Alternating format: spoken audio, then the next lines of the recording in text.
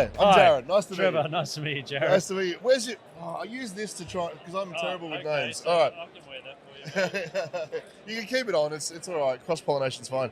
Trevor from is that the last name? Topfer. Topfer. So I wear a couple of hats. I'm the CEO of an AI company called Avatars Global. Awesome. Yeah. We make smart avatars. There we go. Surprisingly. I don't know. For what? Like, where do the avatars get used? So we build enterprise-grade stuff, so they don't get used commonly, like they're not open to the public. Right. One of the recent ones we released is a training tool that helps train military personnel and police officers on how to interview witnesses or victims or suspects of a crime. Okay. So normally that would be done by a role play, a bit like this. I'll pretend to be a victim and you interview me and we'll assess how good your skills are. Well, we've been able to create that interface with an avatar, and the avatar will stay on script, it'll play the role, it'll stay within the boundaries of the conversation, but it can act very naturally. So you can say and talk to it however you want, and it will talk back to you in that character. My team are really, really like highly skilled. They're all ex-Marvel, Disney, Warner Brothers, that kind of stuff. So they got right down to like the cheeks of the avatar flushing when it's lying and pupils dilating and stuff. So all those non-verbal cues. But the crazy part of that whole project was teaching AI how to lie, right? So it was hard.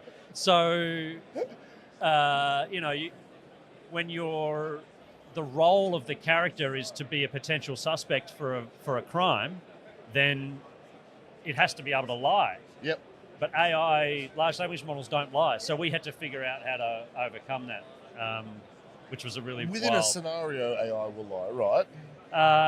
Once you get it into the scenario, it will, but it won't consistently do it. Okay. So it will do it for a while, but if you put that down and go back to it, then you have to retrain the whole thing again. And we can't do that because we have to scale it out. So we have to be able to set the role, the persona, and away it goes. So it was really complex.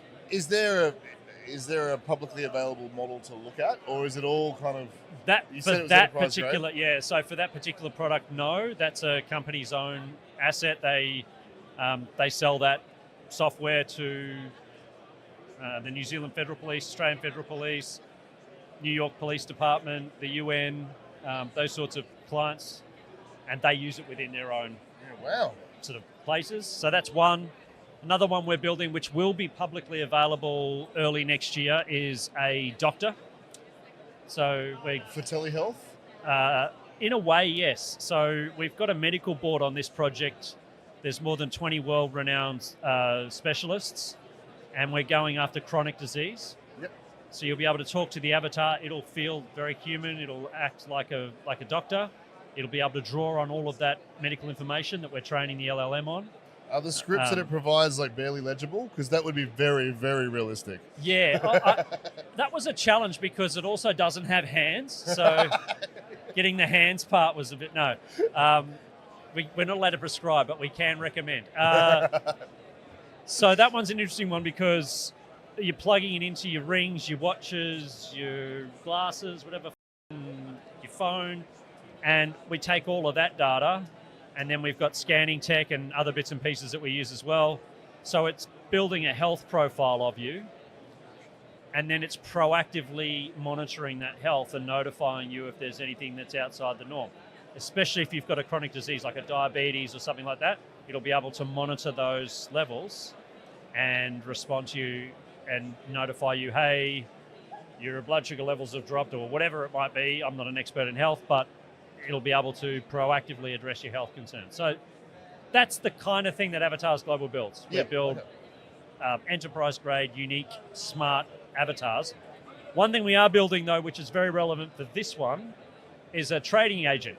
Right. So you'll be able to talk to your portfolio. You'll be able to talk to an avatar and say, hey, I want to buy 20 grand worth of crypto.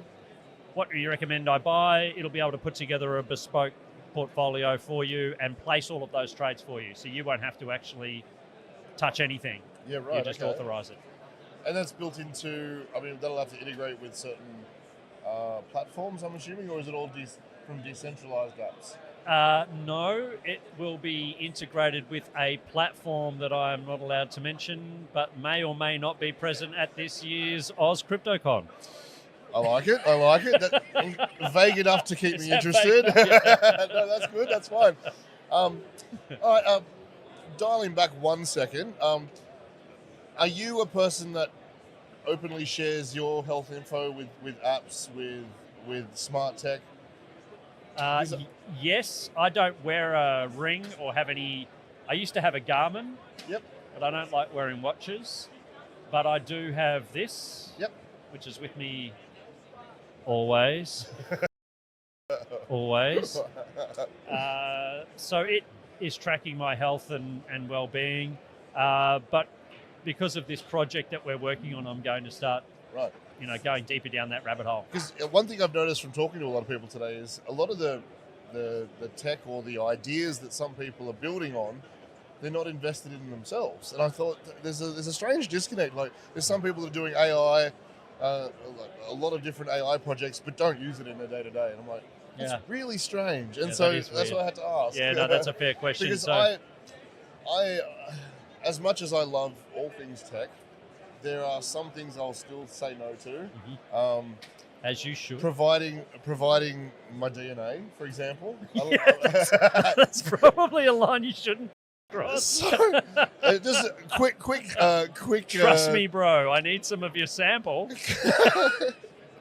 No, quick tangent. No, when I was a struggling uni student and looking for money, a lot of us signed up to these random medical tests that would pay good money. Anyway, I got sent off to a. I know this is getting weird. The reason I laugh so loud is because I did one of these things too when I was at uni for money. Come on, tell me your story. I got paid $450 for 45 minutes, and that's a lot of money as a 19-year-old back in like the early 2010s or whatever, the 2000s, mid-2000s anyway. And they go, no idea what it was, and I turned up to a random. It was a doctor's office, but there was no signage. It was just a room. There was a guy there with Nothing a coat. else going on here. And he goes, all right, I'm just going to need a piece of skin from behind your ear. And I was like, all right, whatever. And he's got this machine. It looked like a hole puncher. It's gone, doom. I was like, oh. And then I've never heard about it again. That was it. I have no. I did a drug trial. Yeah. So I got taken into a room. We got popcorn. We got movies. And they gave us drugs. And we didn't know. Okay. That was the deal. Sign on the line and we're going to feed you full of drugs. Unfortunately, it wasn't MK Ultra and I didn't get to trip balls, which would have been fun.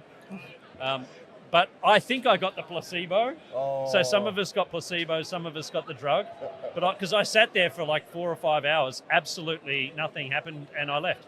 I got paid. The guy next to you, and we went straight to the pub, even though they told us do not drink for 24 hours after taking the medication. Interesting. What is a uni student going to do with a couple of $100 in their skyrocket? Straight to the pub. Yeah, that's pretty much my story. Why I did mine. All I know is that rent got paid for a week, and I got some extra groceries. But I could be part of a clone army somewhere out there. There's a child out there looking for a father. Oh dear. So So that's one hat that I wear, right? Okay. Is the avatars thing. The other hat I wear is the AI trading agent. Yep. I'm also the executive director of Blockchain New Zealand, which is a very fancy title and a very fancy sounding name. The guest that you had on the podcast 2 guests ago was Amy Rose from the Digital Economic Council of Australia. I'm the Amy Rose of New Zealand. Dex. That's what I tell everybody. Decknazid. I'm trying to be I'm trying to be Amy Rose. So Blockchain New Zealand is the same as DECA in New Zealand. It's the peak industry body.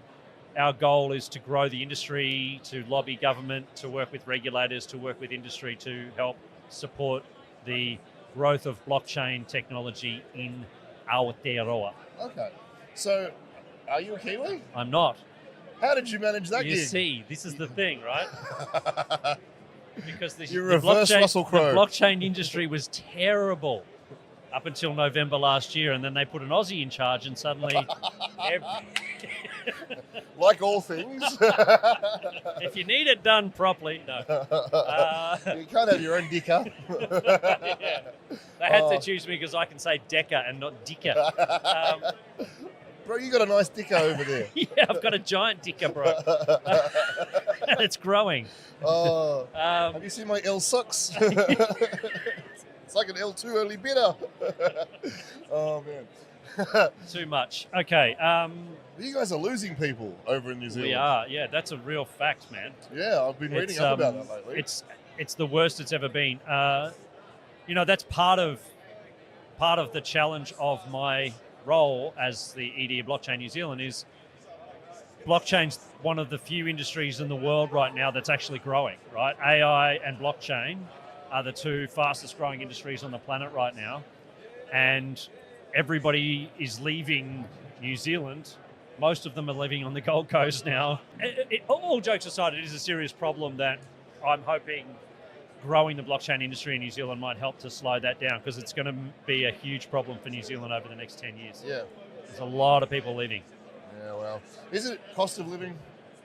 Is that what it is? And Pretty lack much. of opportunity? Lack of opportunity and cost of living. So, yeah, New Zealand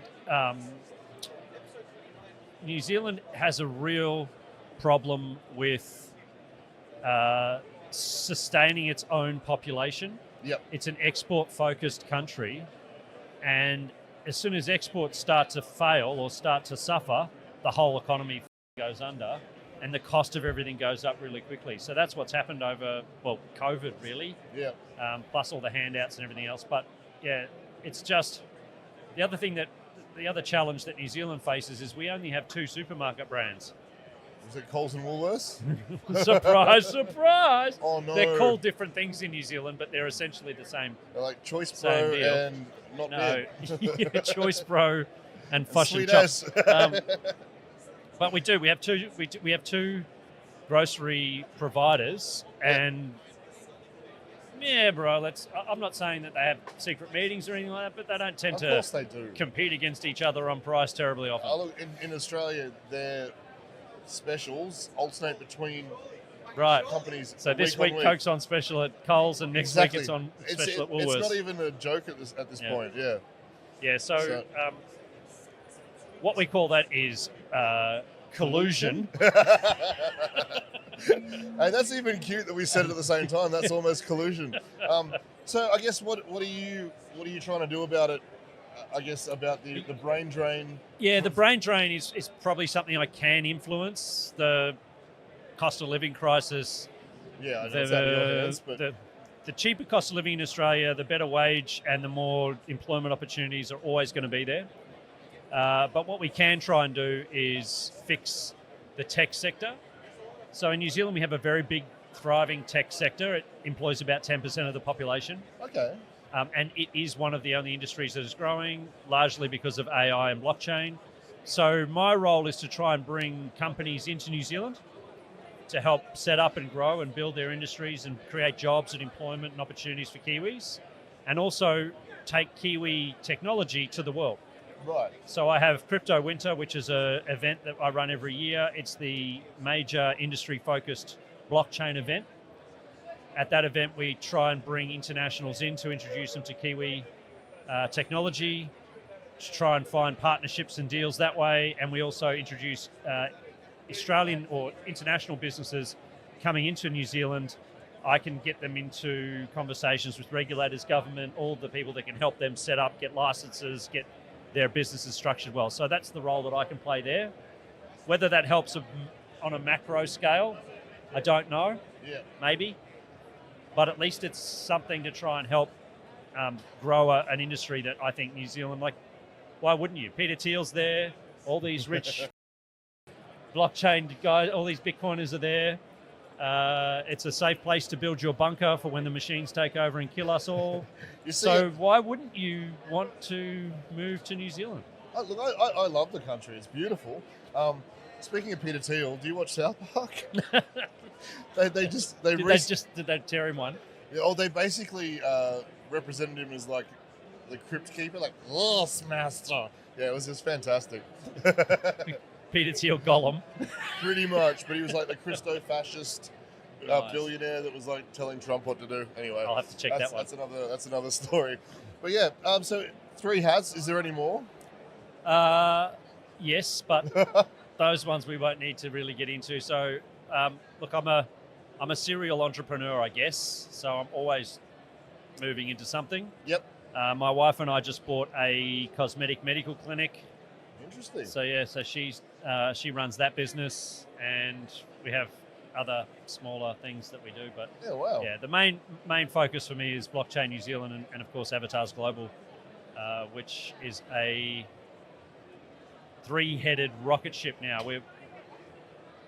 A year ago there was 4 of us. Now there are 30 of us. Wow. And they're scattered all over the world, and it's scaling very quickly. How tempting is it to lean into AI girlfriends? Be honest. Yeah, great question. Tempting is very different to the reality. The temptation is, of course, it's there. Someone's going to do AI OnlyFans. I feel like you've nailed We've already been asked. behavioral stuff. We've already been asked 3 times to do it. We've made a conscious decision not to do it, and the main reason for that is I don't want to spend my days having to deal with the shit that would come from something like that. Yeah. Okay. That's the only reason. Somebody will make it. It will be a thing. There will be It's AI already out there. girlfriends. It's already out there. Yeah, not It's to already the, ruining lives. And yeah, not to the level that it will get to, though, right? It'll be indistinguishable from reality, and that's where it could be potentially problematic. What about? This is probably also has the same level of problematicness. Avatar therapists, psychologists. Yep, we're already building those. There would be some It's an interesting one. even more so than doctors, obviously. You know, I have these crazy conversations every day, and, you know,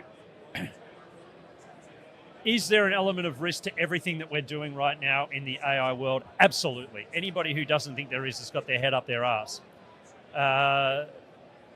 Is there pros and cons in anything, especially AI? Yes, there is. Our focus is really to try and do it with human protection and human outcomes first, not financial incentives and shareholder returns first, right? So I feel like our goal with this is to try and help people, not make money from people. The interesting thing when you start talking about therapists with AI, there's a lot of ChatGPT stuff, and even ChatGPT will be a therapist for you if you want it to be. It's a very amenable one. It'll tell you what it's a sycophantic it's a one. bit of it's a sycophantic therapist. But what we've learned from the testing of this, so the doctor app that I was talking about that will be going live early in the new year is trained on psychotherapy, cognitive behavioral therapy. We have a psychologist in the medical board, and the testing that we've already done. This is the bit that blew my mind.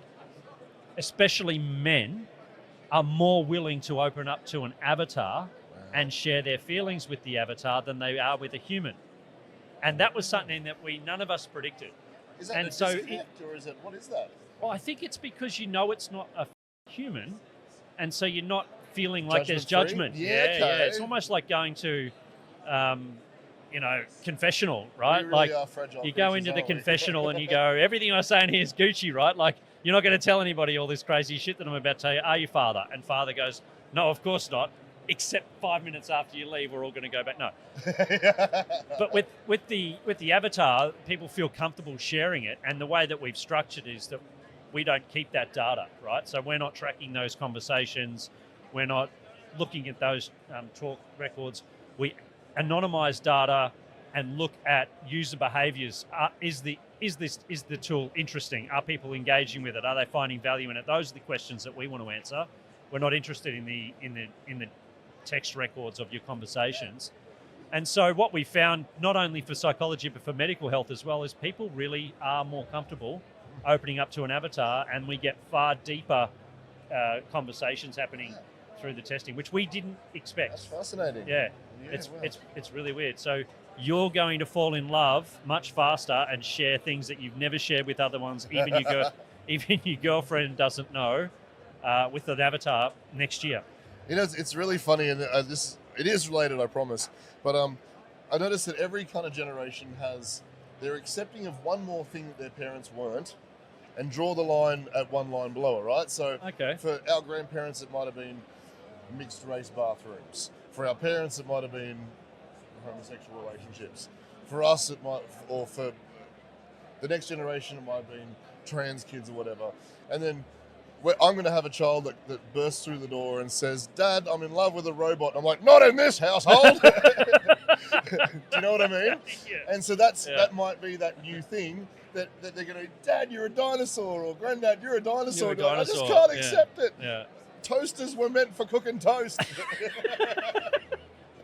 So like you hear the rise of those terms clankers, and I'm like, that's the beginning of it. Well, it is, right? I mean, there's already text-based AI cases and unfortunately victims, and there's been some terrible shit. Yeah. This is when we got cars, lots of people died, and then we figured out seatbelts, and people stopped dying so much, right? Yep. And with any major technological breakthrough, it happens, right? And so, yes, unfortunately, there are definitely going to be casualties of the AI revolution, for sure. And probably more than there were of the motor vehicle revolution, right? That's scary, because they're far more pervasive than a motor vehicle. A motor vehicle is a very analog thing. You turn it on, It you're in wasn't control. accessible by everyone at the time. Whereas AI, you don't even need an account to talk to ChatGPT. AI everything will be AI in less than 5 years. Yeah, wow. I remember when I just started doing kind of content during COVID, as soon as it opened up, I was invited to a conference spoken Paul Roltzer. Ex OpenAI, now he's just a full-time alarmist. Mm-hmm. And on his flight over, this was in Chicago, on his flight over, he said to us, AI is coming, and ChatGPT 2.5 had just been released, and he said the time between 2 and 2.5 was something like 3 months. And so he was seeing this escalation. He's like, we've got maybe 6 months, 7 months until we're at super general intelligence. And by his math, it made sense. Then everything slowed down. Oh, it felt like it slowed down from here. So how long do we have, in your opinion? You said everything will be AI in 5 years, but that doesn't mean that machines have taken over, right? That's a very different... Artificial superintelligence I don't see in the very near future. New technology, as there's adoption, we have this graph, right? Yep. There's the hype cycle. There's what we call the trough of discontent, and then it comes up and it levels, right? So AI is right at the top of the hype cycle, and it's going to go into that trough of disillusionment, I should say. So I think the bubble is going to burst over the next little while. I think people are going to start realizing that AI isn't a super intelligent, godlike thing that they seem to think it is right now. It gives you really clever search results, right? That's what it is. And I think when people understand that and the reality of where we think it is and where it actually is becomes more exposed, there'll be this massive, AI is a load of shit. And so I think AI is going to go into a trough of disillusionment, and then it'll come back out and there'll be the real use cases. We saw that with blockchain, right? Blockchain hit, Bitcoin happened, there was this enormous kind of hype cycle. This is the currency of the future, everything's going to be this, everything's going to be that. Then there was this massive trough. It's a scam, it's all bullshit, it's just laundering drug money. Now we're coming back up into this sort of place where it's found its... tokenization and stables. Yeah, and the actual application of the technology is becoming apparent, right? We're starting to go, okay, well, for moving money from one place to another, it's much faster and cheaper and secure. Well, that's better. Let's do that, right? So that's gone through all of that and come to that makes sense. Let's do that. AI hasn't got to that point yet. Right, okay. So we've still got to go through all of that. Then it'll come up and go, actually, that makes sense for AI to do that. And we'll be comfortable with that. So I think that's the next little while of AI. We're building what I describe as artificial narrow superintelligence, right? So artificial narrow intelligence is something like Google Maps. Okay. Google Maps is very narrow. It can't make coffee or give you, I don't know, recipes for your meal plan for the week. But it can tell you how to get from Darling Harbour to Pyrmont perfectly. It can tell you how to get from Darling Harbour to Fremantle perfectly in the shortest possible time with the least possible traffic. Yep. So it does that little thing, that one thing, better than any human could do it. Right. So that's narrow intelligence. Now with ChatGPT and all these other models, we've gone into this phase of general intelligence, right? And everybody's talking about AGI, right?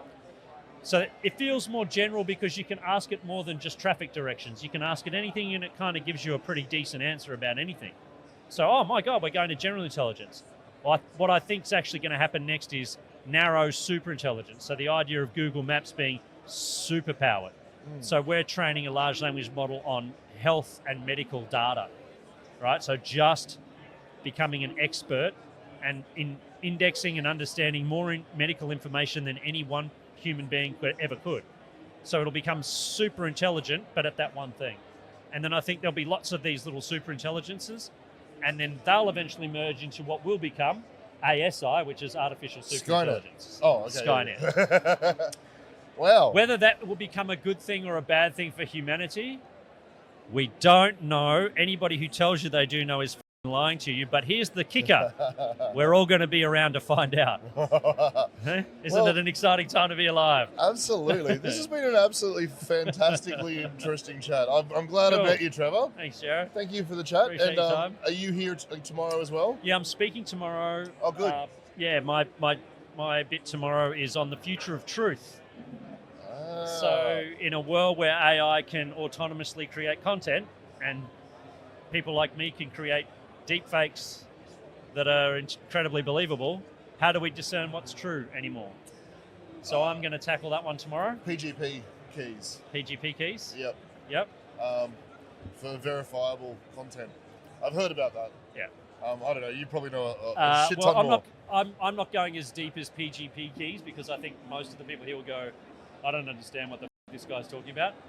Maybe here you'd have a bit more of... Yeah, well, to give the game away, it's blockchain, right? Blockchain's the answer. Yeah, okay. We're going to keep it at that level. The answer is the same. The answer is the same, but we're just going to keep it broad and talk about blockchain. And then, other than that, I think there's a party tomorrow night on a boat somewhere. Crypto events are... there's a lot of parties. Terrible for your liver. They're very, very bad for your liver. Anyway, thank you so Pleasure, much. Jared. Thanks for the time, man. Thank you. All right, we'll catch up soon. You too. See you guys.